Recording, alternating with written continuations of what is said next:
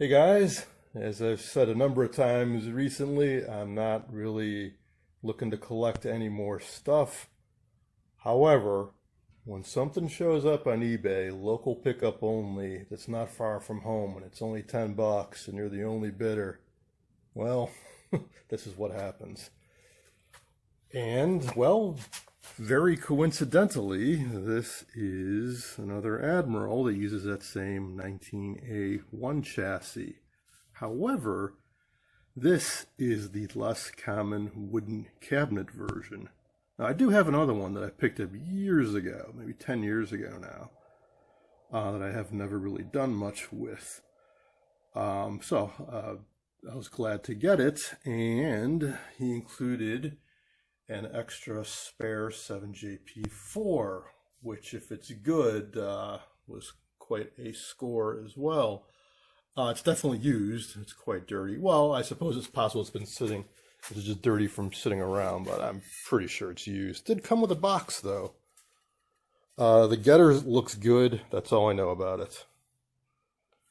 Now, what's very, very, very often the case when you see picture tubes in a box that's been opened on eBay is that somebody replaced the picture tube in this set and they took the old one out and put it in the box that the new one came in, and it's used and probably quite worn out.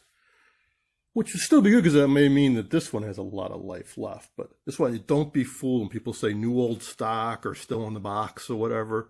No, they're very likely very used, and they're the one that was taken out of the set and just plopped into the old box, because back then people didn't throw anything away.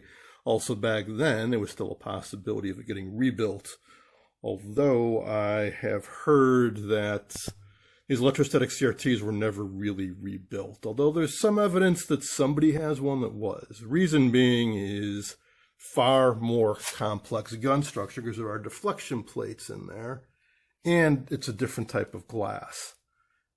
And the neck structure is a bit different. On the magnetically deflected, the gun assembly's back here, and you can cut off the neck. Here, that a gun assembly and deflection plates run all up through here, so it's very, very tricky to manage such a feat. Anywho, this is a replacement. It should be brown like that, and we're missing one of these. I think I might have a spare. Otherwise, it looks to be in really good shape. So let's talk about the cabinet. So it's wood, but something I really like about this is that I do believe it is maple. Back in the day, the vast majority of TVs and radios were walnut or mahogany, or some type of faux finish. There were some blonde sets, especially into the 50s, but quite often those were limed oak. It was like red oak with several layers to make it look yellowy-ish. Pretty unusual for a cabinet to be actually made out of hardwood like maple, but I do believe that is what this is.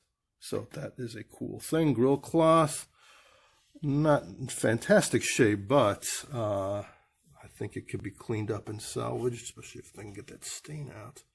It's missing the back, but otherwise looks to be in pretty good shape, and hey, for $10, who's to complain? There is actually an Admiral logo on here, but it's very faint, and I was surprised to see when I Googled this model, 19A15, I got a hit on a website where somebody has reproduction decals for this set. And they also have it for the wooden console versions. And I remember way back in the day, I worked with another restorer to get some decal sets made, but I thought they were just for the console version. Maybe we had some made for this too. I don't know, but it's cool that they are available because radio restoration is a far more prevalent hobby, and there are far more reproduction decals and knobs and such made for radios, not so much TVs, but cool if I ever do end up refinishing this that I can get decals for it. It's funny, though, because they're so faint. They're really hard to see. But, you know, who's to say? It looks filthy, but definitely a candidate for trying one of my restoration techniques, which is to clean it, very lightly sand it, and clear coat it, and see what you get. Quite often, it looks considerably better, good enough that you can just leave it alone. rather than doing a full strip down to refinish. And I don't know about the color in this. It could just be clear coat. Could be clear coat that's gone yellow with age, or there might be a little bit of a tint to it. I don't know, because I've never stripped one of these down, what the underlying wood color is. But again, I do believe it is solid maple. That looks a little dark for maple, but I don't know. Anyways. Oh, the other thing about the chassis is that this is the later revision where the transformer's been rotated 45 degrees. I'm not crazy about diving into working on one of these right now, but, you know, I certainly have plenty of experience. It's fresh in my mind, so the owner already did plug it in. He said the tubes light up, but I don't think he got any reception. But given I've been in Admiral 19A1 mode, maybe with a minimal amount of effort, I could get some life out of this set. So let's get it up on the workbench, take a closer look at it, and of course test that picture tube. I brought this set down into the basement for a closer look. But before we pull the chassis out, I flipped through the Sam's Photo Fact. See, when I did the other two, I just used his Wallace Tele-Aid schematic, really just one page of info. And I did a little bit of looking into the rider's service info as well, but I didn't really look at the Sam's too much, because the online scan is not very good quality. That's the online scan is freely available for download. So I got to flipping through this, and yeah, it's all the usual stuff. But the set did come with a spare 1B3 high voltage rectifier in this bag, which seemed a little odd. Why that tube? They rarely go bad. And then I got to this last page where somebody has drawn in a schematic. And in particular, this looks to be a reworking of the high voltage output. And there's the high voltage rectifier. This does not match the original circuit. It's more complicated. So originally we've got a primary and a secondary and a winding to power the high voltage rectifier, and there's this feedback loop spring clip around the high voltage rectifier that feeds back to the grid of the 6V6, and this oscillates and makes high voltage. Here, assuming this is a 6V6, and I believe it is, the connections are different, and this high voltage coil has two secondaries. It's got a primary, secondary 1 for the high voltage, and then secondary 2, which seems to be providing the feedback, and they got a variable capacitor on it. So I'm very curious to see what is going on with the high voltage circuit in this. Perhaps the original coil went bad and they substituted something. Maybe even like a conventional magnetically deflected TV flyback or something. Box is there and it's closed, so I can't see. Now I got the luxury of having a spare chassis or two, so I could liberate a replacement for the high voltage coil and put it all back to stock if I wanted to. But let's see what's in there first. But before that, let's look at the cabinet a little bit. So it's definitely been abused, maybe in a garage, coffee cans put on it, got banged around, gunk spilled on it. Side looks kind of miserable too. So the sides are definitely veneer. And then I believe this front trim is solid wood. As I was saying a moment ago, I don't know if this color is in the finish or is it clear and the wood has got some color to it. Unfortunately, I got a feeling there's a little bit of color to the finish in this area where it's really bad. It's lighter in color. So there's something in the antique radio circles called the treatment, I believe, which is a way to spruce up a cabinet with a minimum of effort, which consists of cleaning it with Gojo, pumice-free hand cleaner, and then some Howards, restore a finish with the appropriate color, or I probably use clear in this case, and then some wax or polish. I think this is a bit too far gone for that, especially now that I've gotten a better look at this. So what's happened is some of the original finish is still here, but whatever fluid was on here got underneath the lacquer, and it's popped off in a few cases and pretty alligatored. So what I was going to do is just lightly sand down, maybe 320 grit, 400 grit, the finish to take off the top layer, which would get rid of a lot of the dirt and scum and defects and all that, and hopefully make the color more uniform. then put on some fresh lacquer, which would kind of melt into the old stuff to some extent. This might be a little too far gone for that. I didn't realize the side was quite this bad. Other side appears to not be quite as bad, but it's got some damage as well. I don't particularly feel like refinishing a cabinet right now. I actually haven't refinished a cabinet in quite a while. So I got nothing to lose, so I will show that technique just to show you what the results can be like, plus it's quick and easy to do. But I'm getting way far ahead of myself right now. Let's pop off these knobs. So, one of the things that keeps me interested in this hobby is the detective aspect of it. One of the first things I like to do when I get these sets is, is to go over them and explore them, because stuff happens to sets over time. Sometimes chassis get swapped between cabinets, sometimes modifications have been made, sometimes somebody started to work on it, or multiple people have worked on it, and who knows what you're going to find. I mean, even the cabinet. So, a few things. There's the label, the tube chart, and it says it's the S version, which is later, but the transformer they show is mounted like that, but in reality, you can't see it too well, but you'll see in a bit, it's at an angle. And actually, now that I look closer, this is the SA version. So why doesn't the label match the chassis? Maybe they didn't want to print anymore. Use up what you got, save a few pennies. Or this is not the original chassis to this cabinet. Don't know. Also, pretty sure these are not the original screws. They certainly don't match the Bakelite versions that I've seen. Those have a separate washer and screw head. This is not a screw head I typically see in vintage sets, where the washer is kind of molded into the screw head. They're not really the right size either. You can see how it's really sinking into the wood. The original, there was a larger washer around here. But then there's another puzzling thing. Look at these feet. There's no finish left on them. I got to pull up some reference photos to see if these are the original feet. I'm inclining they are, because if you look on the front edge of this piece of wood, there's a little bit of finish left, and it really has the same patina as the rest of the cabinet.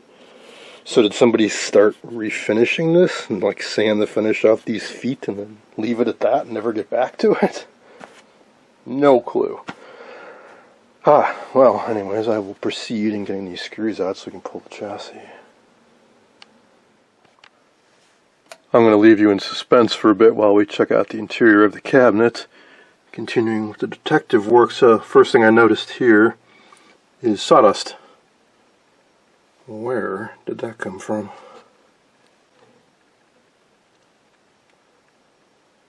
Looks like there might have been some moisture issues with this. Whoa, and the speaker cone is quite trashed. Maybe rotted away, maybe eaten away.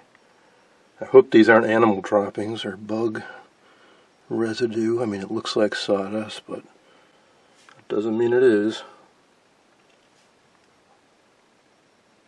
Well, again, I think I could dig up a spare speaker. I do not particularly want to recone one if I don't have to. And here's the chassis. Initially looked pretty clean, but the picture tube looks kind of miserable. The shield is corroded, and that is not the original collar that would have been holding it down. High voltage box is missing the nut that would have been on top holding the shaft for the high voltage coil. There should be a ceramic tube running down the center, and I don't see it, which makes me think that something is amiss inside there. Maybe there's going to be nothing inside that box. I don't know. Otherwise, it actually looks to be in better shape than the last one I worked on, because there's no corrosion on the chassis. And here's that 45-degree twist on the power transformer that they did in later revisions to reduce, I believe, magnetic pickup on the CRT. It's funny that the CRT that was in the, well, maybe the one that was in the box was one they were going to put into the set but never got around to it. I don't know. But that's not the original CRT. Pretty sure. And that's not the original mounting for sure.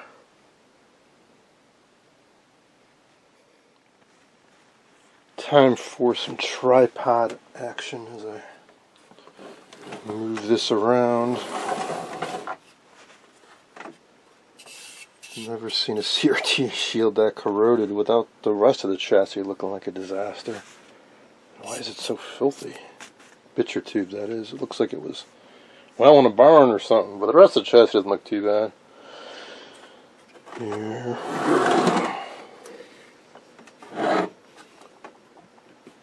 Huh.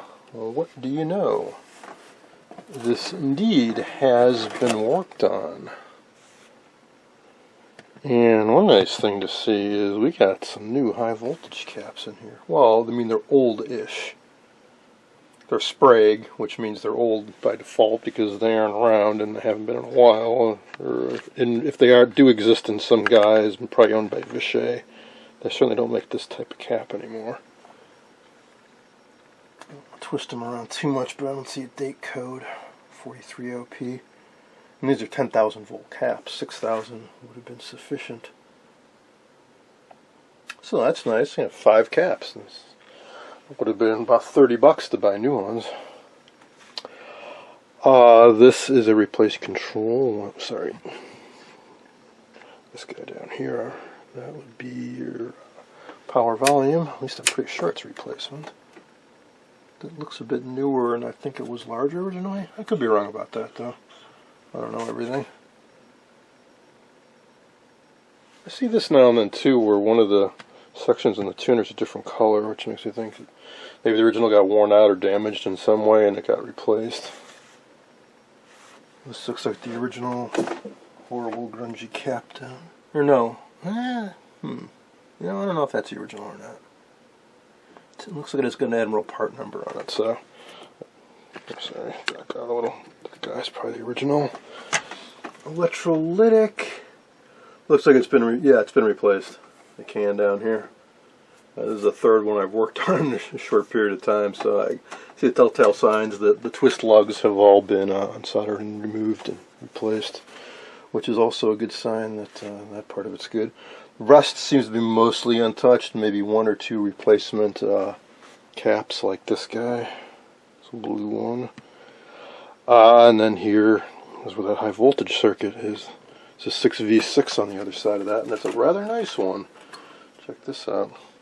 Military grade. I believe that's a type of high quality molded mica kind of base there.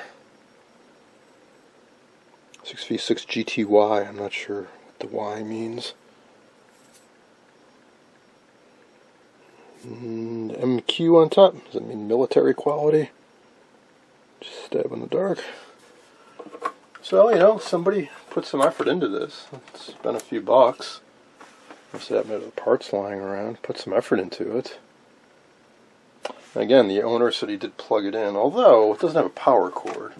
No, he wasn't a estate sale kind of guy, eBay seller, so he didn't seem too, you know, he might have had a cheater cord, but he didn't seem all that knowledgeable about this kind of tube stuff.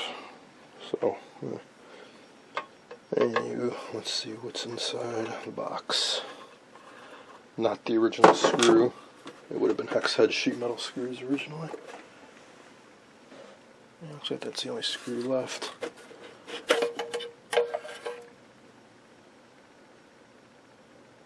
Huh. Well now. Well. Oh, it's not the original. However, that looks familiar. Probably isn't what I think it is, because that would be too astounding to believe. But the set that you guys have been asking about throughout the years, the Dumont Clifton, has an unusual high voltage power supply where it's got an RF coil with multiple ducts like this and taps like this. And it's a magnetically deflected set that actually has high voltage regulation. And it's got a more elaborate high voltage coil, and it looks something like that. I think it's maybe a little taller, but I mean, there weren't too many different types of these made. but sure as heck is nothing like the original. The original that's in this would have only had 2 of these high voltage pads. I think this one puts out a lot more voltage than this set needs, and maybe they supercharge this thing. Because if it is the one that goes with the Dumont, that kicks out about 10,000 volts. And the CRT, most of these electrostatic sets, they run them a little lower than they could. This tube is kind of designed to run at about 6,000 volts, but usually they're more like around 5. And they use 6,000 volt caps. I think they want to give themselves some headroom. But certainly if you get it up to 6, it'll be brighter. Assuming your video signal is also correspondingly strong, boosted a little to modulate the grid appropriately. And they got an old school 1B3 in here, the taller type. Notice that replacement one is a bit shorter. So this all makes me wonder, did they ever get this to work? How well did it work? Was the voltage higher than it should be? That trimmer cap, by the way, would be there to tune this thing. It's sort of, well, it's self-resonating. Not exactly a Tesla coil, but kind of sort of similar idea.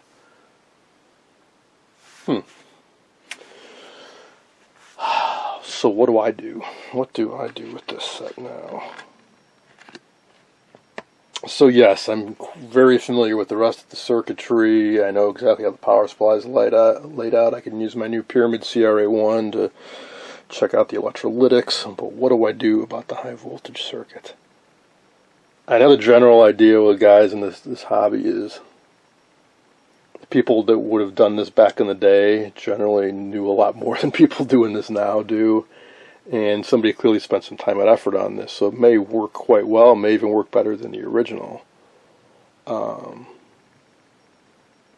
this probably wasn't done that long ago. I mean, this was done back in the 50s, they probably would have had no trouble getting the proper type of coil. And those spray caps are more like from the 80s or 90s, I'm thinking. So maybe this is the only type of coil they could have found. It's a funny thing about this hobby, antique TVs, radios. The advent of eBay has made it far easier to get things than it's ever been before, which is actually, well, it's done 2 things. One, things that were thought to be extremely rare are generally less rare because more of them have turned up and they're more accessible, and it's had effect on prices in both directions. I mean, if there's more of them available, then the price may go down, but if it's easier to get them, you get more people bidding on them, and the value can go up. Anyways, I know what you guys want me to do is just plug it in and see what happens. So, alright, what the heck? Let's give it a shot. So here we go. Hey, after all, what's the worst that can happen?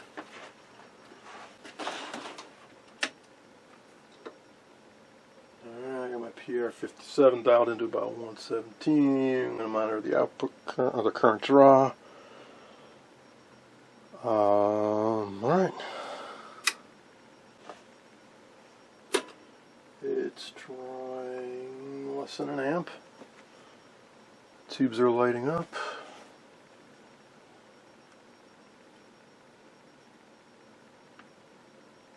Gonna pop out of the speaker.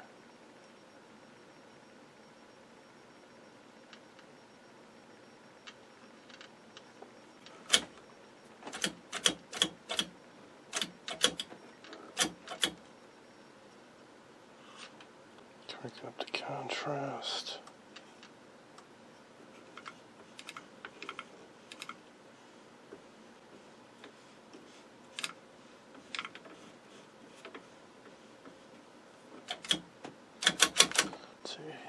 It's going as channel 2, 3, 4, 5, 6. Maybe I'd get some reception. This does seem quite dead.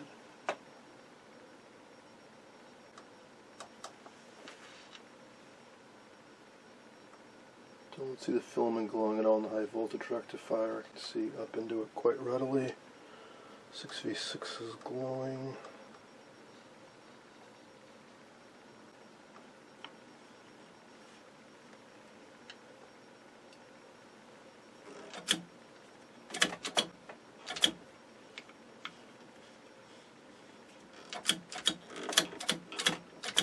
Well, that was a little disappointing.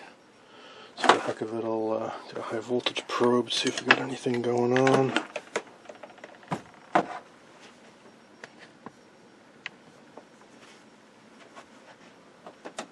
Well, it does seem like it's got some issues. That's cool. Gives us something to do. People always want to plug in such to see what they'll do. Like, been watching my channel, you know, that generally nothing happens. Because probably many people before you have done the same thing. And a fuse has popped, or something along the lines has gone bad.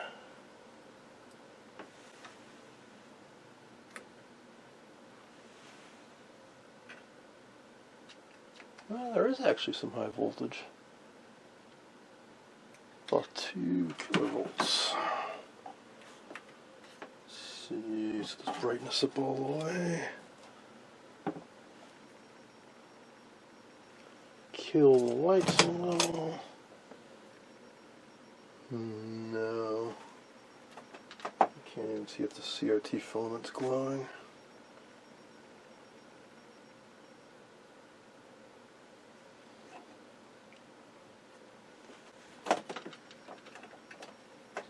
kV probably would be enough to. Oh yeah, CRT is lit up.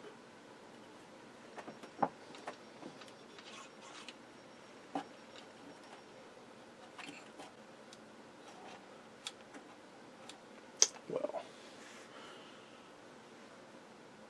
guess I could tweak that trimmer cap a little. Let's see. High voltage. Ooh, it's not even mounted to anything.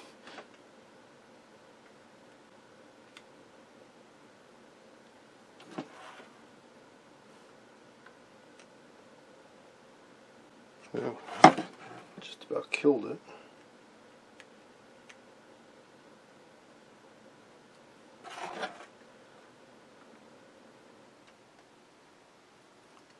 That's a little more.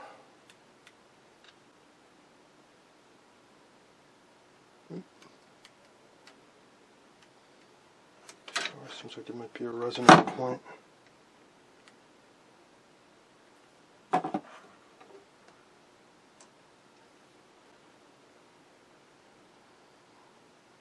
2.4. Still nothing on the CRT though. Oh well.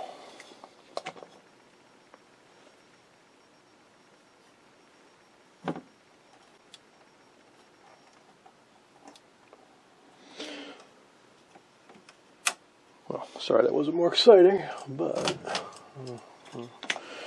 you deal with the hand that you were dealt. So I'm going to do some quick research on that high voltage coil and see if I can determine what it actually is. I am very inclined, especially since it's not really working right, to scavenge one from another set and replace it. Although I got to do some searching because I just remembered that the parts chassis I've been scavenging from, I got because somebody had already scavenged the high voltage transformer. Because most definitely does not have one.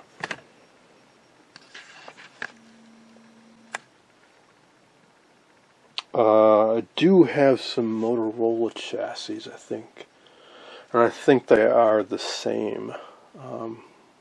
That is a better place. I got a better chance. I got some out in the garage. I could grab one of those. That's going to take some work, though. So I think I'm going to cut this video off here because that's to take this out and swap it out and put the circuitry back to the way it was. That's going to take some doing, and I wanted to show this set off to you guys. So stay tuned for that, and if any of you have seen anything like this before, have any clue what's going on here, please let me know.